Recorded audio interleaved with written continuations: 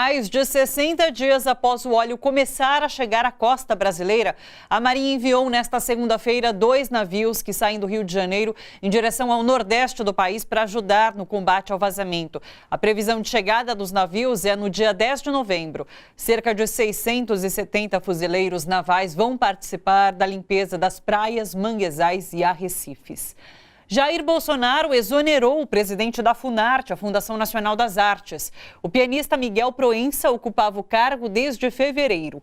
Em setembro, Proença criticou Roberto Alvim, diretor do órgão, pelas ofensas que dirigiu à atriz Fernanda Montenegro, a quem chamou de sórdida e mentirosa em publicações nas redes sociais. O nome mais cotado para assumir a presidência da Fundação é justamente o de Roberto Alvim. A oposição articula pedido de impeachment de Jair Bolsonaro. De acordo com parlamentares, o presidente cometeu crime de obstrução de justiça ao pegar gravações da secretária eletrônica do condomínio onde ele e o filho, Carlos Bolsonaro, têm casa no Rio de Janeiro. No inquérito que apura o assassinato de Marielle Franco e Anderson Gomes, Bolsonaro é citado pelo porteiro do condomínio. Ele declarou em depoimento que um dos envolvidos no crime teria sido autorizado a entrar no condomínio pelo então deputado Jair Bolsonaro no dia do crime. No sábado, Bolsonaro revelou que teve acesso às gravações antes da polícia.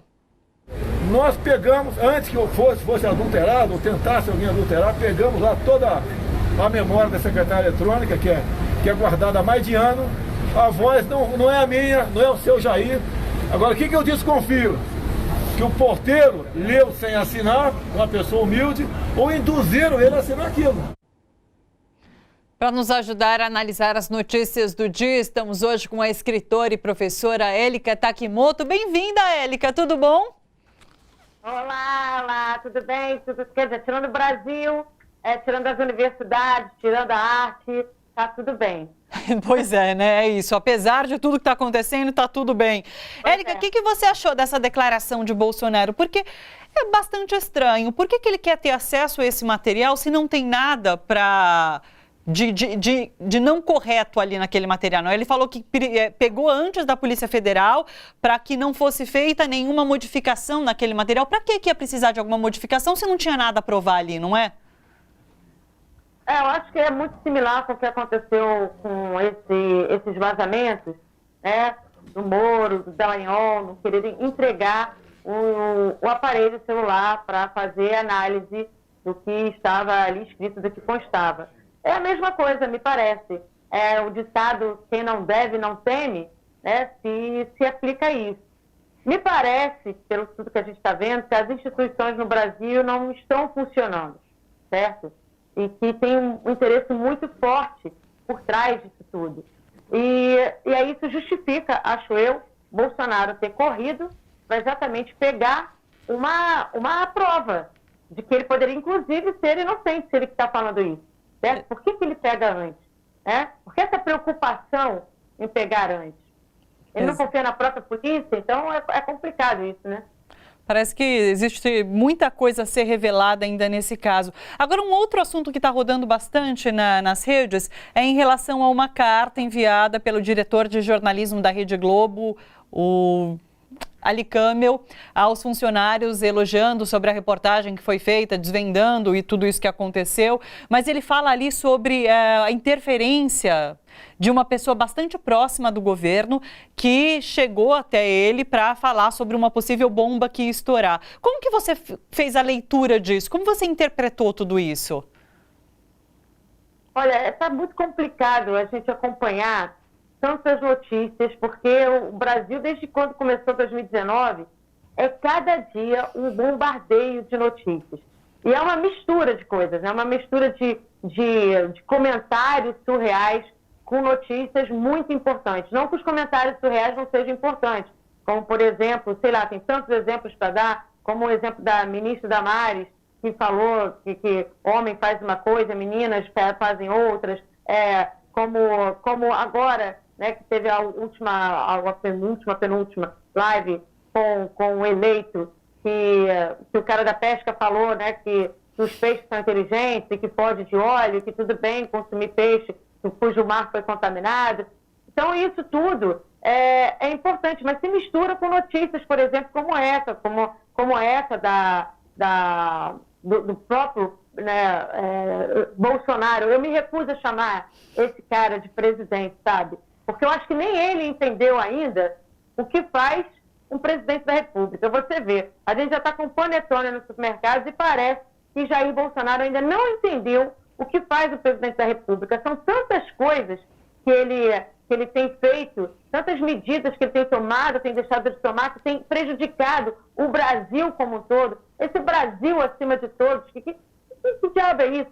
Né? Brasil acima de tudo, Deus acima de todos. Esse Brasil acima de tudo é isso, que vende tudo que é nosso, que maltrata professor, professora, que maltrata artista, que acaba com a arte do Brasil, que acaba com as universidades, com a nossa pesquisa, com a nossa ciência, que acaba com a saúde do brasileiro. Eu nunca vi tantas pessoas sofrendo de ansiedade, depressão, por conta dessa insegurança que tem no país. Essas instituições todas a gente não confia. O próprio eleito, né, o próprio Bolsonaro, e juntamente com o Moro, eles mostram que está tudo aí, é um jogo de cartas marcadas. A gente fica querendo saber como destruir isso.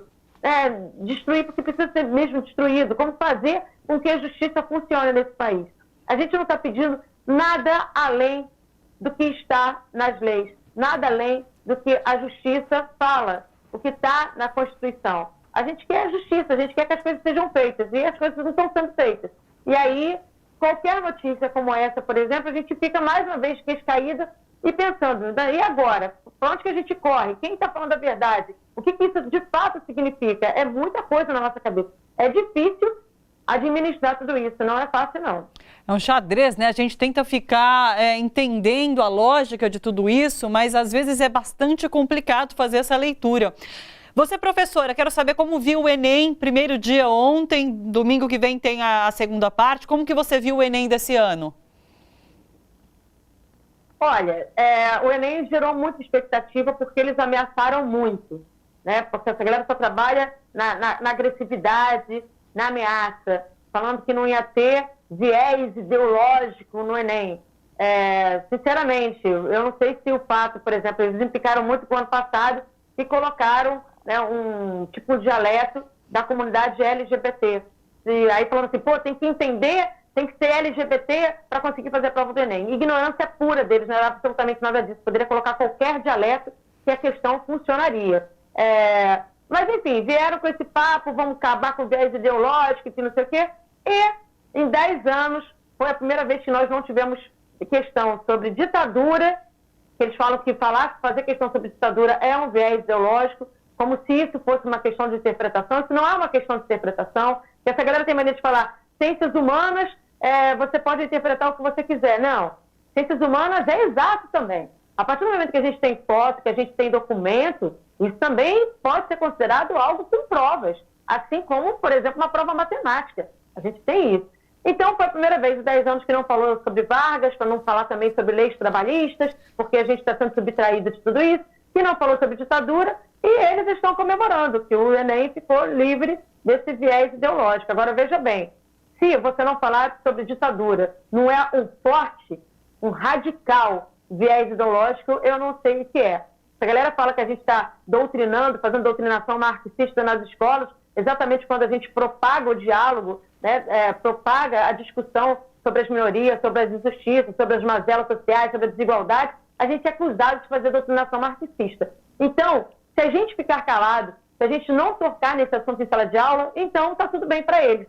E quando a gente se silencia, não toca nesses assuntos sobre a injustiça no mundo, isso é uma forte doutrinação que a gente está fazendo. A gente está educando para ser um bando de gado, e não para ser pessoas reflexivas, críticas, pensantes, que olham alguma coisa e entendem que todas as injustiças que a gente está vendo são construídas. E se são construídas de forma cultural e social, elas podem ser também desconstruídas. Basta uma vontade política. Enfim, não teve a questão do Enem, que eles comemoraram, sobre ditadura, sobre Vargas e tudo mais. A prova em si foi uma prova longa, foi uma prova que teve algumas questões muito conteudistas, coisas assim, para o cara, quase um conteúdo enciclopédico.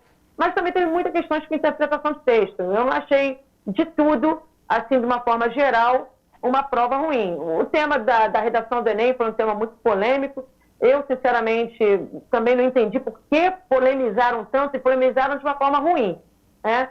Eu acho que a parte é um tema que todo mundo poderia falar, porque ou você vai ao cinema ou você não vai, por um motivo ou por outro. Então, cada um poderia falar sobre vivência e sobre a acessibilidade aos cinemas. Teve também, muita gente não sabe, né, que acha que o tema é solto. Sempre tem no Enem, quando tem redação, uns 3 textos básicos. E tiveram textos básicos, inclusive com informações muito importantes, onde, né, quem estava fazendo a prova, o candidato, a candidata, poderia usar os textos para balizar a argumentação dele na prova. Particularmente, né, eu fiquei assustada que eu sabia que o acesso à cultura é uma coisa muito difícil. Na cidade do Rio de Janeiro, né, eu morei em Madureira por 45 anos. No subúrbio carioca, por exemplo, a gente só tem cinemas em shoppings. E quando tem shopping na cidade, né, no local, no subúrbio ali, a gente tem alguns shoppings. E mesmo nos shoppings, os filmes que passam são aqueles filmes assim, de super-herói, né, filmes assim, um desenho animado, coisas assim. Se você quiser ver um cinema, sei lá, até um filme, quer ver um filme que foi muito popular, Que Horas Ela Volta, um filme que inclusive falava sobre a realidade das empregadas domésticas, foi muito difícil eu conseguir ver no subúrbio carioca. Passou em um cinema só ali. Eu tive que ir até Botafogo para conseguir ver o filme Que Horas Ela Volta. Olha que absurdo. Isso é assim, difícil acesso. Só que menos de 7% dos municípios do Brasil tem cinema. Esse dado choca por si só, né? Você não ter cinema em menos de 7%. Aí eu fico pensando, se não tem cinema, quanto mais teatro. Sim. Se não tem teatro, quanto mais bibliotecas públicas. E isso é muito sério, porque está na Constituição que a cultura é um direito de todas as pessoas, certo? Isso é uma coisa. A outra é, desses pouquíssimos que tem funcionando, quais desses teatros, cinemas e bibliotecas têm acessibilidade às pessoas com deficiência? Aí mais essa. Então é um quadro muito grave, né? Eu achei que foi...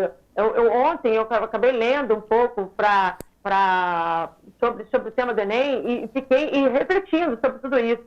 Então, quer dizer, quantos % de brasileiros e brasileiras que não têm acesso à cultura? E cultura e arte, a gente sabe que é uma forma diferente. Acabou minha luz aqui, acabou a bateria da luz. É uma forma diferente, é uma forma ímpar de você se expressar, porque as palavras não dão conta de tanta complexidade que é o ser humano. Então, ajuda a que a gente compreenda melhor. Então, eu acho que esses dados que o tema do Enem trouxe, né?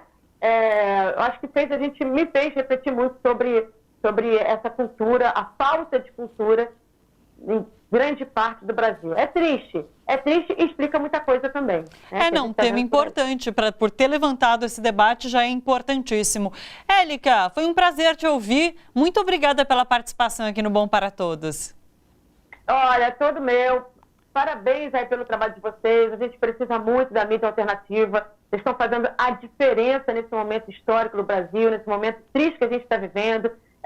Então, preciso parabenizar. Em um tempo como esse, onde a gente é tão perseguido, eu tenho medo hoje de estar em sala de aula falando. Então, quando a gente tem uma oportunidade de fala e é recebido com tanto carinho, eu preciso agradecer essa oportunidade. Obrigada, parabéns, TVT, pelo trabalho de vocês.